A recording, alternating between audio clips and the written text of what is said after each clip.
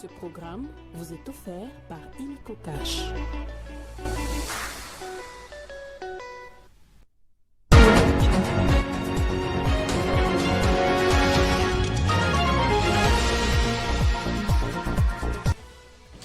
Crash ce mercredi à l'aérodrome de Ndolo d'un hélicoptère militaire appartenant à l'armée congolaise. Le bilan fait état de 3 membres d'équipage décédés, tous de nationalité étrangère. Vous suivrez dans ce journal les détails avec notre reporter Christian Kalonji.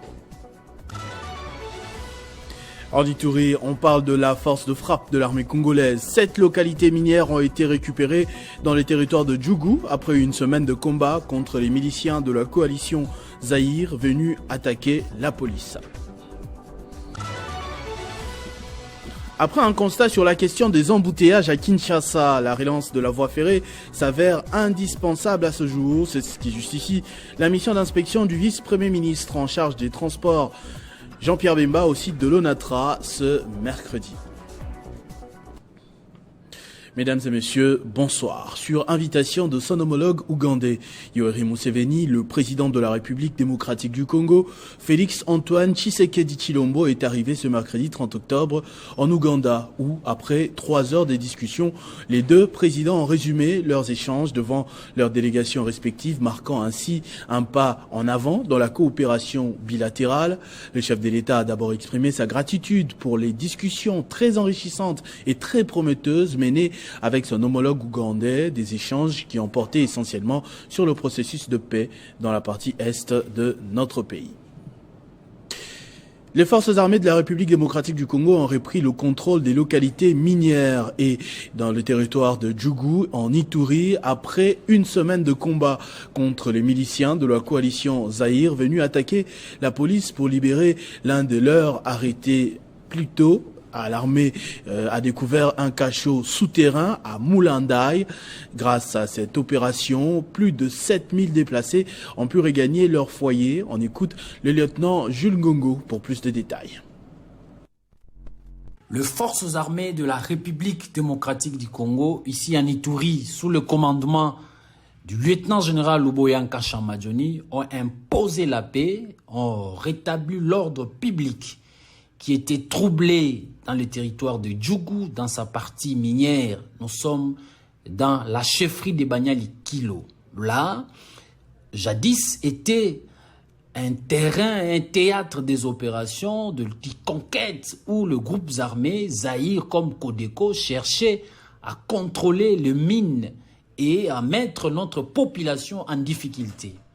Et suite à cela, l'ordre a été donné depuis la semaine passée, où les forces armées se sont déportées à mener les opérations contre cette milice qui gagnait déjà du terrain dans le Banyali Kilo. Il s'agit de la milice Zaïre. Après qu'ils ont tenté de saboter le cachot de PNC, et les forces armées ont imposé la paix et récupéré les localités où le milicien régnait comme le pouce du César. Et aujourd'hui, ce sont les forces armées et la population qui règnent en maître et qui vivent en paix comme le poisson et l'eau, et comme le poisson dans l'eau. À ce moment ici, la situation est maîtrisée. Nous continuons avec les opérations de consolidation des objectifs. Aujourd'hui, les forces armées sont en train de consolider ces objectifs. La nouvelle est tombée dans l'avant-midi de ce mercredi à 11h, suscitant la panique tout autour de l'aérodrome de Ndolo. Un hélicoptère appartenant à l'armée congolaise a raté son atterrissage alors qu'il revenait d'une séance de rodage après avoir survolé une partie de la capitale faisant quelques navettes. L'appareil s'est écrasé et a pris feu quelques minutes après avoir effleuré, à en croire les témoins, les toits des magasins du marché Tipka. Les 3 membres d'équipage, tous de nationalité étrangère, sont décédés. Christian Kalonji a été dépêché à l'aérodrome de Ndolo pour plus de détails. Évidemment, l'on se croirait en train de vivre pratiquement le 2e épisode du crash du marché Tipka survenu en 1996. Heureusement que le pire a été évité par ce pilote de nationalité étrangère qui a réussi à dépasser le marché type K pour atteindre la piste de l'aérodrome, mais sans succès. Parce que l'appareil s'est écrasé, les hélices de l'hélicoptère ayant cédé, d'après les témoins que nous avons interrogés, le pilote coincé par sa ceinture est mort lorsque l'appareil a pris feu. Ses deux compagnons, tous étrangers également, ont été extirpés et ont rendu l'âme lors de leur évacuation à l'hôpital HJ de Limete, à en croire le général Faengama, commandant de la force terrestre des forces armées de la RDC, joint par nos confrères de l'ACP. Cet hélicoptère militaire a survolé pendant quelques heures une partie de la capitale congolaise. La communication officielle de l'armée autour des vraies causes du crash pourrait intervenir donc dans les prochaines heures. Les difficultés observées ces derniers temps dans les secteurs de transport pourront trouver des solutions grâce à l'ONATRA. Voilà pourquoi le vice-premier ministre en charge des transports, Jean-Pierre Bemba, a réalisé une grande expédition à l'Office national du transport afin de vérifier si les missions confiées à cette entreprise évoluent correctement. La question du transport est un véritable défi pour le gouvernement souminois qui s'ébat pour des solutions adaptées. C'est dans ces cadres que le vice-premier ministre en charge des transports, Jean-Pierre Bemba, a abandonné son bureau afin de se rassurer que les missions confiées à l'ONATRA, celles de faciliter les transports des Congolais et leurs biens, au moindre coût s'exécute correctement. La santé des agents étant prioritaire, le VPM a commencé par l'hôpital, question de s'assurer de la modernisation ainsi que la prise en charge. L'État congolais est en train de bouger avec nous. Ils viennent vérifier si la mission qu'ils nous ont confiée est en train de prendre forme. Et là, c'est effectivement, vous avez vous-même par vos images que nous sommes en train de bouger. Il y a des constructions de bateaux qui se font au niveau du chantier naval. Vous avez vu des canaux avec le projet des taxis fluviaux. Il y a différents projets qui ont des caractères humanitaires, notamment les hôpitaux, qui sont en réflexion. Ensuite, il a été conduit par les DG, Martin Loukoussa et son DGA, Gabin Lulendou, au chantier naval où les solutions sont en cours avec la relance du trafic ferroviaire entre l'aéroport et la gare centrale afin de réduire les embouteillages dans la capitale. Mais l'ONATRA est la solution. Nous avons la voie des eaux, vous avez vu les canaux. On va installer les mêmes débarcadères que vous avez vus ici au niveau des Maluku, au niveau des Ngandamosolo. Les terres sont déjà achetées, les commandes sont passées auprès des fournisseurs et on aura des taxis fluviaux d'ici là. Nous aurons le chemin de fer Kinshasa, gare centrale, aéroport qui est en cours de réhabilitation. Et toutes ces données vont faire en sorte qu'on transporte beaucoup de gens. Cette visite d'inspection s'est achevée au Beach Ngubila avec de nouveaux canaux rapides acquis par l'ONATRA pour faciliter les trafics Kinshasa-Brazzaville grâce au nouvel esprit managérial du directeur général Martin Loukoussa et son adjoint Gabin Lulendou.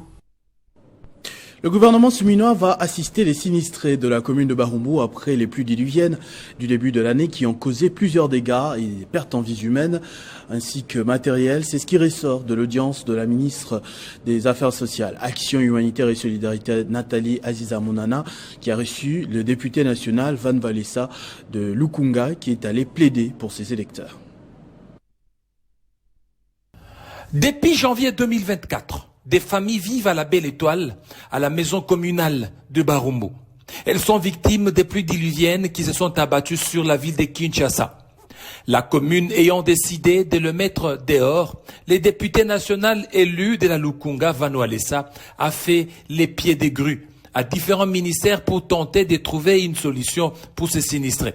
Auprès de la ministre des Affaires sociales, Action humanitaire et solidarité nationale, Aziza Mounana Nathalie, les députés a eu une oreille attentive et un cœur sensible d'une mère. En tout cas, je suis vraiment de la joie ce matin parce que nous avons beaucoup échangé sur les dossiers qu'on n'arrivait pas à trouver la solution il y a quand même quelques semaines. Madame la ministre des Affaires sociales, Madame Aziza, elle nous a écoutés et ce qui m'a surpris est qu'elle a vite réagi pour donner la solution au plus vite possible. Moi, je m'attendais qu'on parlait juste pour mettre des mises au point et voir ce que nous pouvons faire après.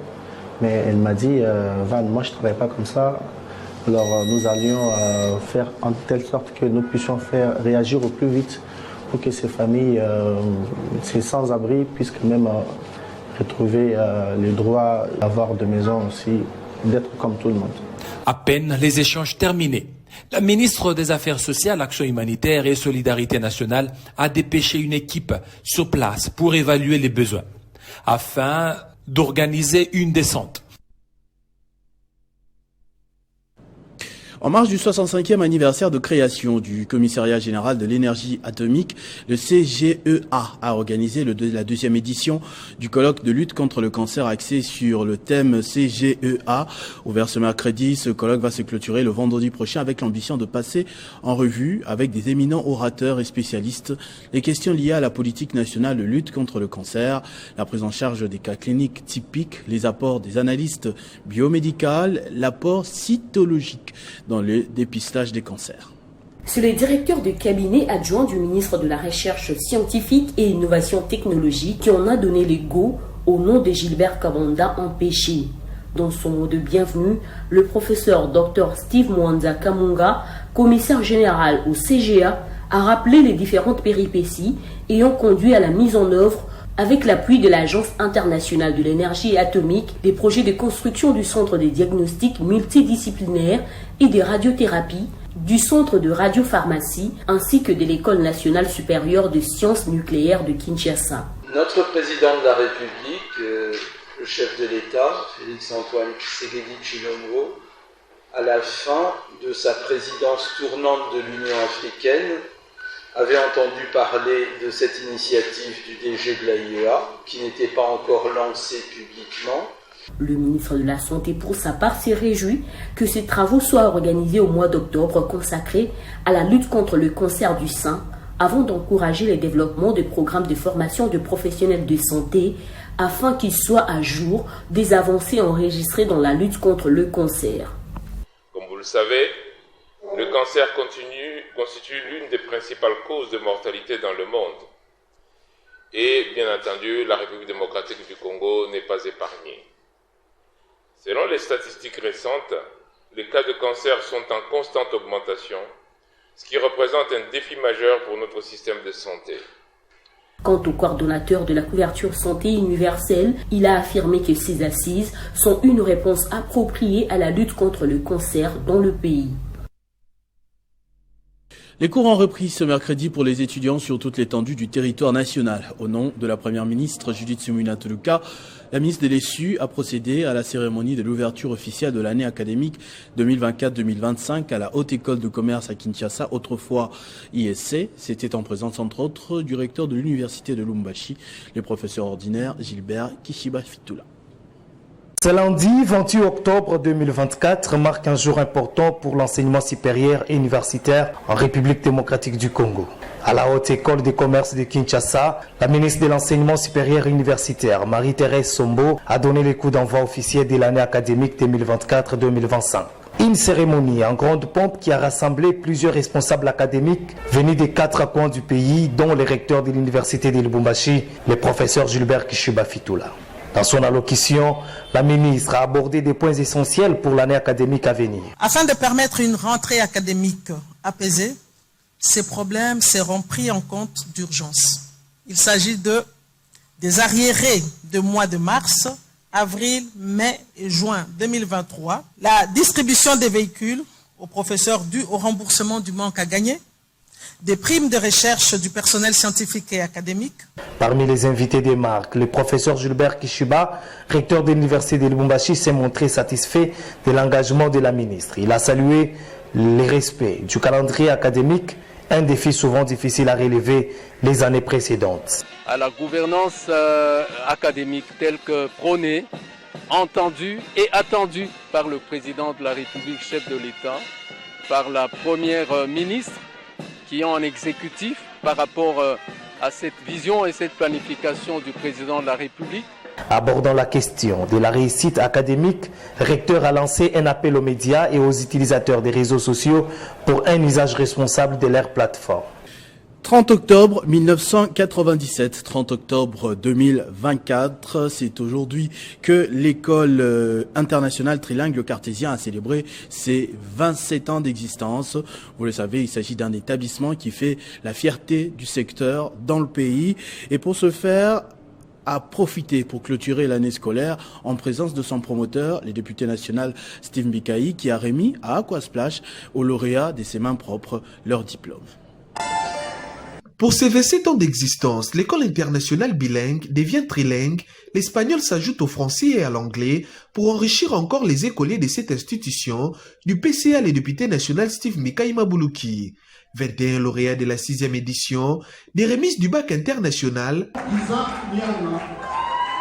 de l'école l'EIB Les Cartésiens, ont reçu leur diplôme pour poursuivre leurs études dans toutes les universités du monde. Ce diplôme n'est pas n'importe quel diplôme, c'est un diplôme qui offre aux élèves l'occasion de s'inscrire dans n'importe quelle université au niveau mondial. Et c'est là qu'intervient la différence entre le Cartésien et d'autres écoles. Parce que le Cartésien offre à ses élèves l'opportunité d'aller étudier partout ailleurs. Sur ce, mes élèves, mes collègues et moi remercions notre promoteur à mes côtés de nous avoir donné cette opportunité d'avoir le diplôme international. There's a word that can describe what we felt when we got this diploma, because IB is no ordinary program that any school could get.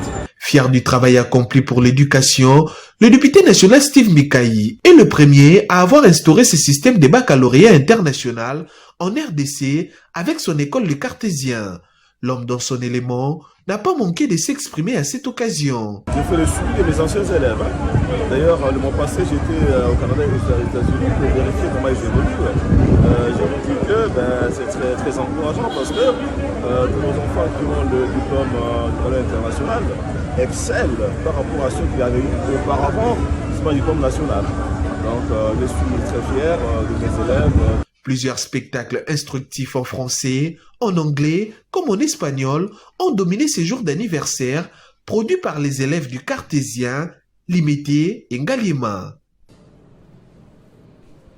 Le bureau du réseau des parlementaires africains de lutte contre la corruption, APNAC, affiche désormais complet. C'était à l'issue d'une réunion consacrée à la constitution d'un nouveau comité directeur composé de 8 membres. Le député national Jean-Pierre Passisa-Pamba a eu le privilège d'être reconduit président de cette structure parlementaire.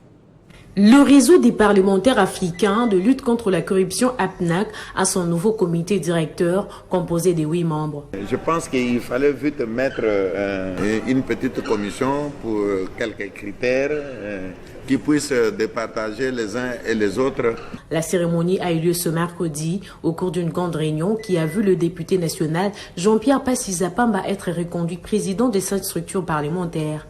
Il sera secondé par un vice-président. Il s'agit de Maombi Kachongi Tsumbu Pierre au poste des questeurs, Kavira Katosoire, questeur et un rapporteur adjoint, Bidou Tchangata Victor, le président de la commission stratégie, LCC Kambale Mouassou, suivi du président de la commission études politiques et juridiques, Mangaï Patrick, et celui des médias et communications, Tunda Kasongo.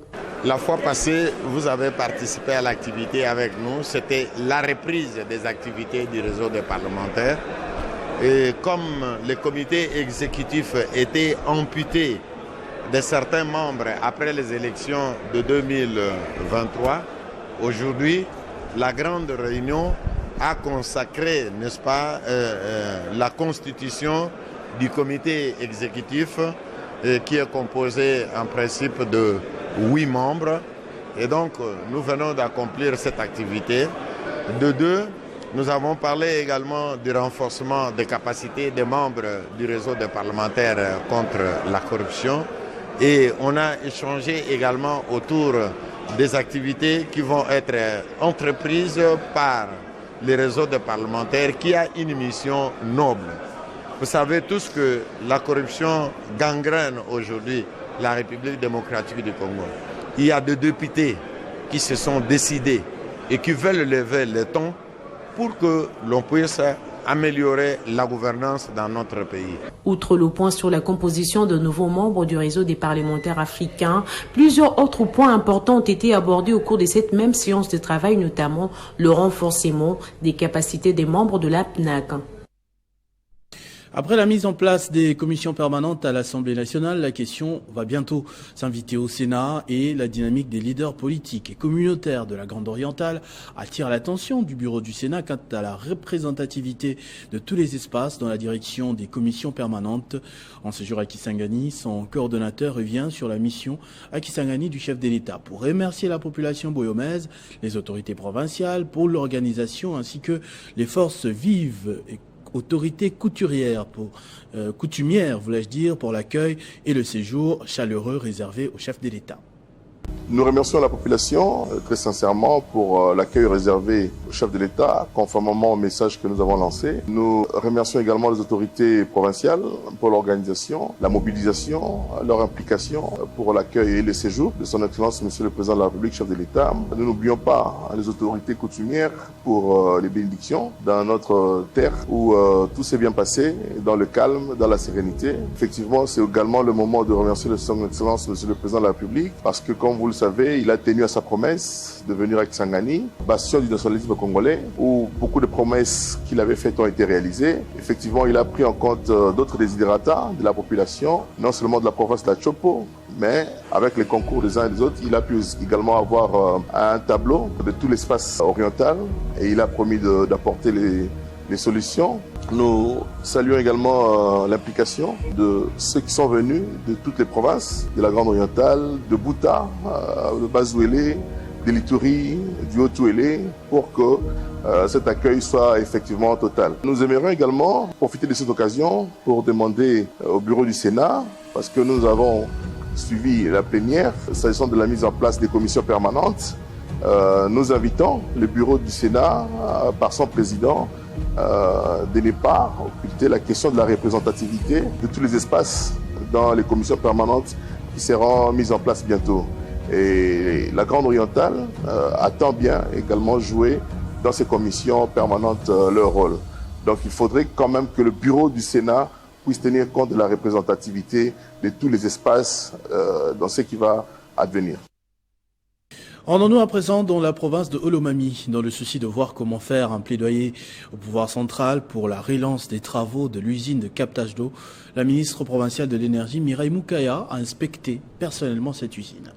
Située à plus ou moins 12 km de la ville de Kamino, l'usine de production, traitement et captage d'eau de Lovoy a reçu la visite ce lundi 28 octobre 2024 de la ministre provinciale à l'énergie et hydrocarbures, Madame Mireille Moukaya Wangoy, accompagnée de la délégation de l'Agence congolaise des grands travaux, ACGT en sigle, pour un état des lieux des travaux qui sont en train d'être exécutés par l'entreprise chinoise Crec 8, projet du gouvernement central au bénéfice des habitants de la ville de Kamino.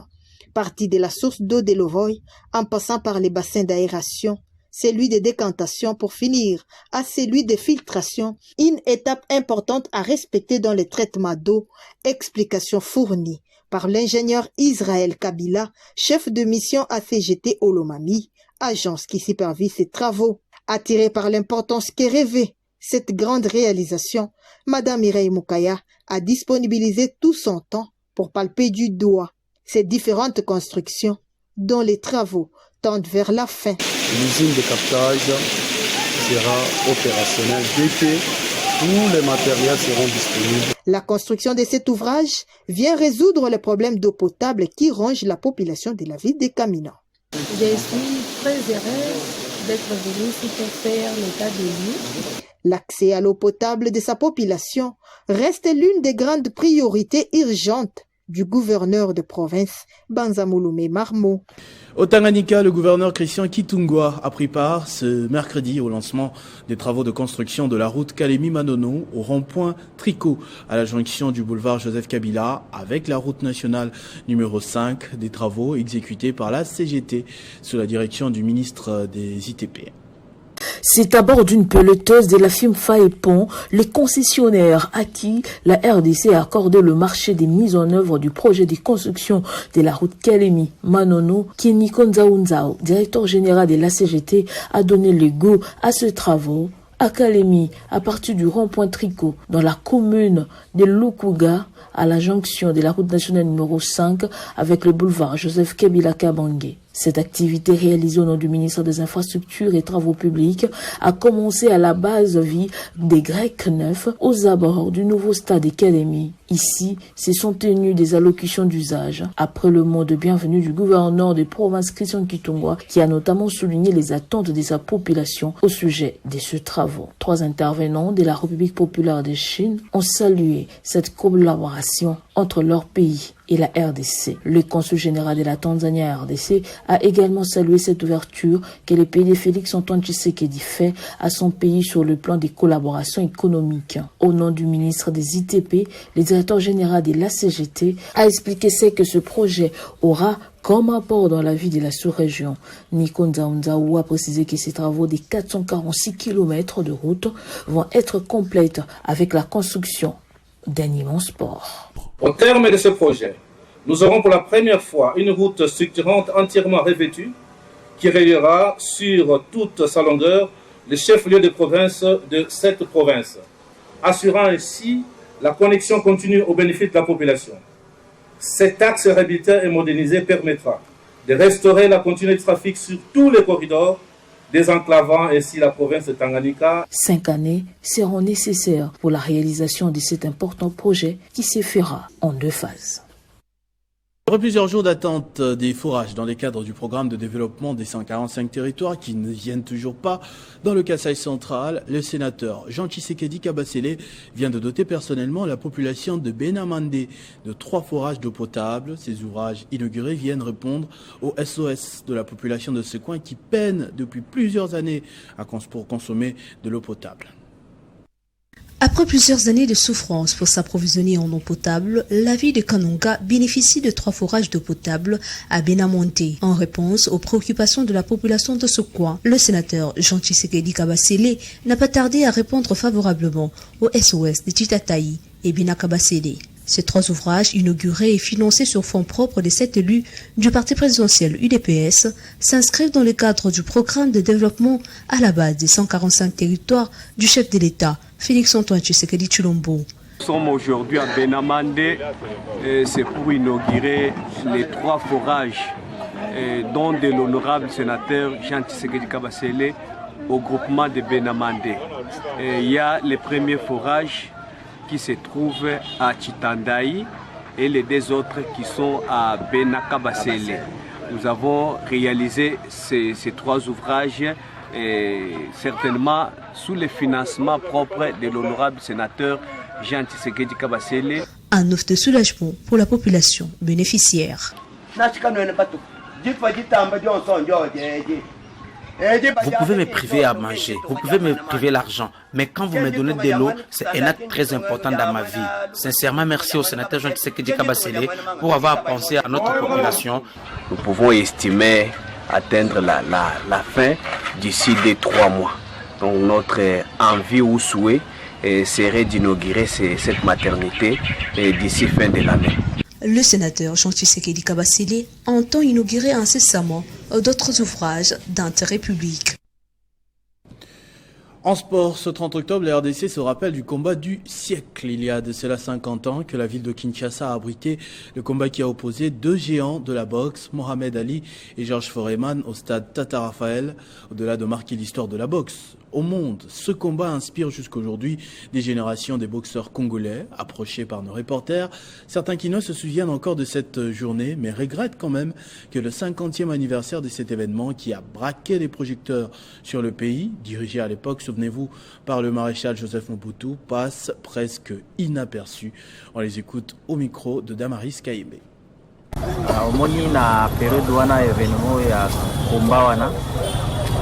On était encore tout petits, mais je me rappelle de cet événement. Nous avons plus suivi leur préparation quand Foreman s'est blessé, raison pour laquelle on a reporté. Nous étions fanatiques d'Ali. Quand il passait, on criait « Ali, tue-le !» Cet événement qui a donné de la valeur au Zaïre, puisqu'on avait vu l'arrivée de beaucoup de Blancs. C'était une très belle période que Mobutu nous a offert.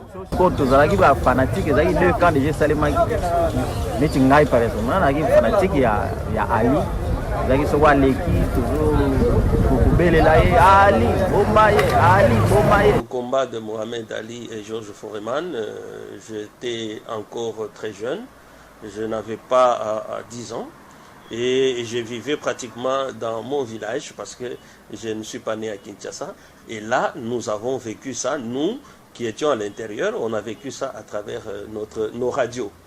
C'était d'ailleurs le bon moment que commençaient les FM et tout ça. Nous avons suivi ça, pas en visioconférence ou en vidéo, mais nous avions suivi ça à la radio. C'était rapporté par la radio. Non, il faut reconnaître que presque 80% de la population congolaise soutenait Mohamed Ali. Mohamed Ali avait une histoire qui le mettait au devant de la scène comme défenseur des Noirs.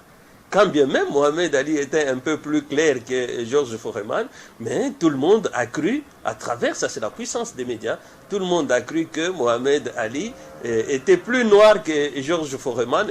Ambiance moko babin en français inoubliable. Alors inoubliable ango soki moi bateau moi mi se référer moi mouké. C'est une ambiance inoubliable. Nous avons suivi à travers les médias.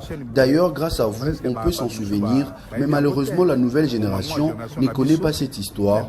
Cet événement mérite vraiment une cérémonie pour célébrer ses 50e anniversaire. Malheureusement, aujourd'hui, ces combats passent inaperçus. C'est regrettable.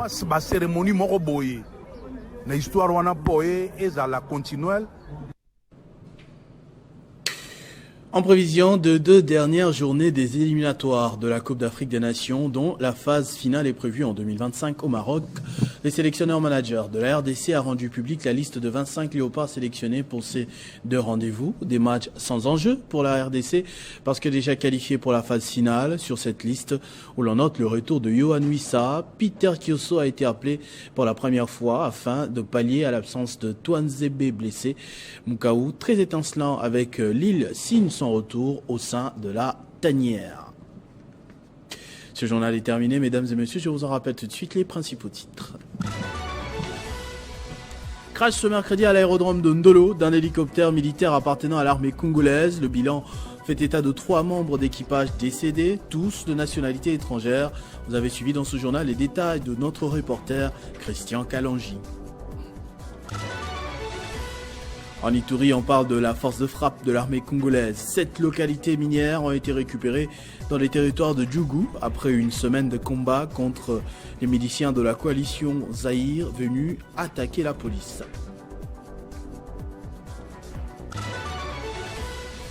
Après un constat sur la question des embouteillages à Kinshasa, la relance de la voie ferrée s'avère indispensable aujourd'hui. C'est ce qui justifie la mission d'inspection du vice-premier ministre en charge des transports, Jean-Pierre Beba, au site de l'Onatra ce mercredi. À tous et à toutes, merci de votre attention soutenue. Restez fidèles au programme de votre chaîne. Télé 50, vivez heureux, vivez 100 ans, mesdames et messieurs.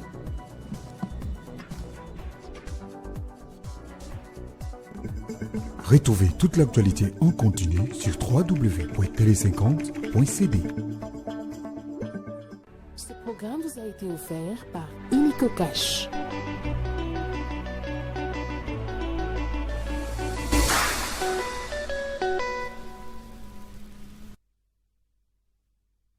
Le Premier ministre honoraire, Bruno Tshibala Nzenze, a la profonde douleur d'annoncer aux amis et connaissances, ainsi qu'aux combattantes et combattants de l'UDPS, le décès de sa grande sœur aînée, matriarche de la famille, Madame Léontine Tchala Kadiombo, intervenue ce 26 octobre 2024. Le deuil se tient sur l'avenue Louébo numéro 49 dans la commune de Lemba. La veillée mortuaire est prévue ce samedi 2 novembre 2024 dans la salle Atlantis, première rue limitée industrielle, référence église Bethel. La levée du corps interviendra le 3 novembre 2024 à la morgue du cinquantenaire, suivie de l'enterrement au cimetière Nécropole entre ciel et terre.